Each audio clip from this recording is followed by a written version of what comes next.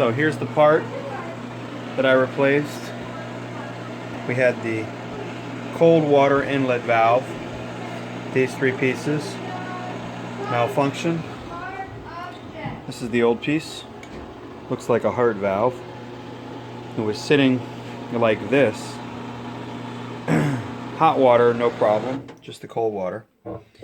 And Jofi and I noticed that water was leaking in the old one right out of here. And we took initially these 4 screws off and played with the springy little, there's inside this, there's like a spring that is responsible for pressure. So basically with this water, you know, the water comes here and it works with the soap dispenser and it sucks it down into this right here. And the hot water valve was fine. Here's the hot water. There was not a leak here anywhere really, or in the back. It still dry as a bone. But we noticed that with the old inlet valve, there was a leak coming out of this centerpiece, and water was building up here, and it was dripping all over the machine. Down here, all the way down to the bottom of the machine, and we had standing water down there. And then there was so much that if we did not turn the water off, all down there was just filled with water. The entire, luckily we just have tiles. We didn't have too much water damage on the rug. Some water came out here. So what I did was I ordered this part from GE for $35. And it came in the mail today. And I used this little weird looking wrench to open up the hot water, the cold water valve. Take that off. Undid these screws right here. Boom, boom. Took this off first. Righty tighty, lefty loosey. Took that off, took the screws out. Popped this whole thing out. This came right out. The only tricky part was these 3 black tubes coming in. I had to take the pliers and open these little clamps using the pliers. Right here, I had to open up those. And then those little clamps kind of slid down. I didn't do it on the hot water one, of course, just the cold. All 3 of those slid down. And then the tubes came right out. And the electrical was unplugged, or whatever these circuits are. I probably shouldn't be touching them because electricity is plugged in right now. Of course, electricity was when I was actually working in the machine. This was unplugged. And then I just took this bad boy out and put everything in the reverse way. Plugged it in, and we have no leaks whatsoever. I'm just finishing our first cycle. 20 minutes left, and it's dry as a bone. The place where water used to be coming out from here, nothing is coming out. It is dry as a bone. There's no water underneath.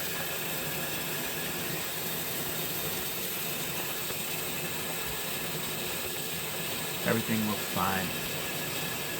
So I'm going to run a few more cycles today with the lid off, and then once I'm pretty confident that the problem has been fixed, I will put this back on. Put the top of the washer back on.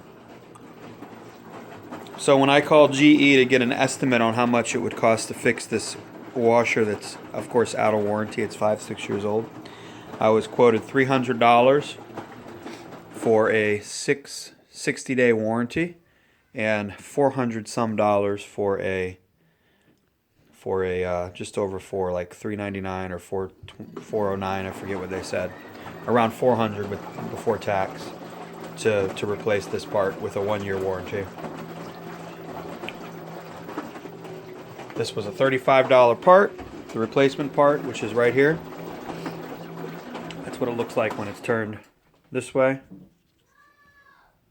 They've since then fixed the part. You can see there used to be screws here. No longer screws.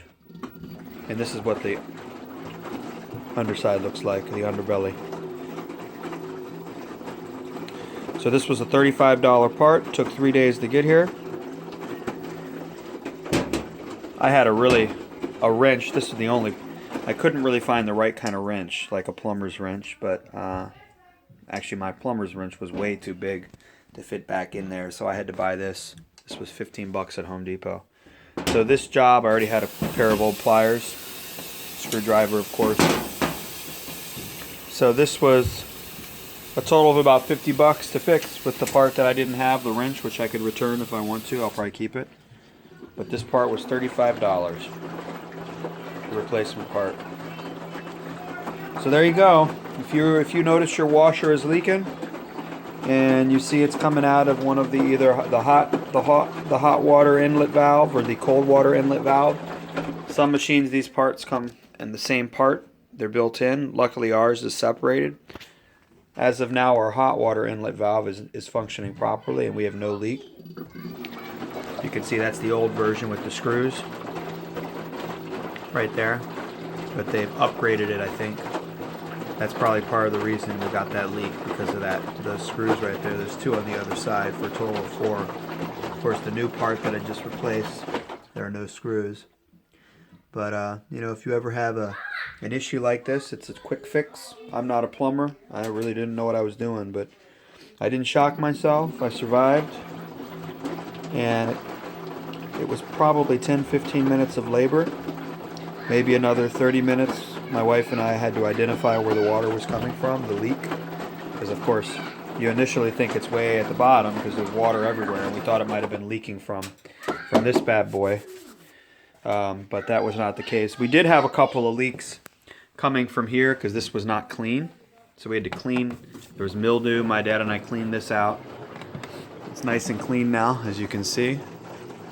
And then of course we had a lot of residue build up on the inside of the door, and we had some water leakage coming down from here too. So, and then a little bit of water leaking out of this. We cleaned all that up, and since then we have no leaks coming out of any of those parts. No leaks coming out of the door or out of the wash distribution tray or whatever this is. So it looks like we're dry as a bone.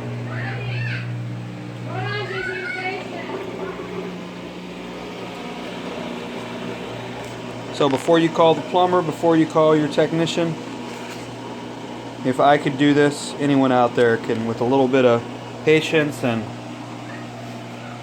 willingness to look up parts online. This all took maybe a total of 2 hours to fix with research and all of that. Looking at a couple of YouTube videos like the one I'm making right now. Cheers. Over and out. We're gonna have a boy sleep over.